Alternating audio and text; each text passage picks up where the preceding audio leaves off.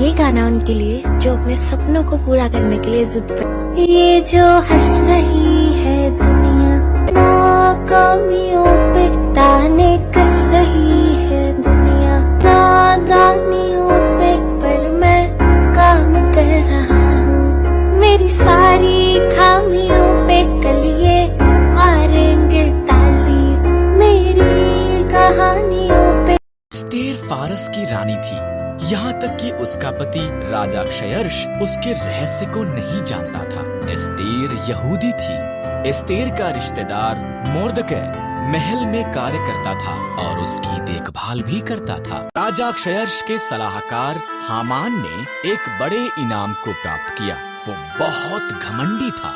Mordecai के सिवा हर कोई उसके आगे सिर झुकाते थे। हामान अपमानित हुआ। उसने मोर्दकै और सभी यहूदियों को मारने की प्रतिज्ञा की। हामान ने क्षयर्ष को बताया कि यहूदी खतरनाक थे और उन्हें मारना चाहिए। क्षयर्ष सहमत हो गया और उन्हें मारने की एक योजना बनाई। मोर्दकै डर गया था और रानी एस्तेर को ये संदेश भेजा, राजा के मन को बदल। मोर्दकै ने कहा, अगर मैं उसके निमंत्रण के बिना जाऊं तो वो मुझे भी मार देगा। एस्तेर ने जवाब दिया, शायद तो इसी पल के लिए रानी बनाई गई थी। मोर्दकै ने कहा। एस्तेर साहस के साथ ये प्रयास करने के लिए सहमत हुई। वो सिंहासन के कमरे में गई। राजा क्षयर्ष उसकी सुंदरता से चकित हुआ और उसे अंदर निमंत्रण दिया। क्या हम हामान के साथ रात का खाना खा सकते हैं? उसने पूछा।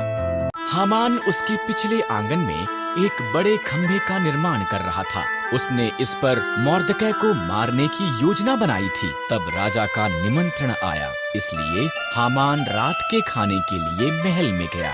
एक मनुष्य मुझे और मेरे लोगों यहूदियों को मारना चाहता है, एस्तेर ने राजा क्षयर्ष को बताया। कौन ऐसी बात करेगा?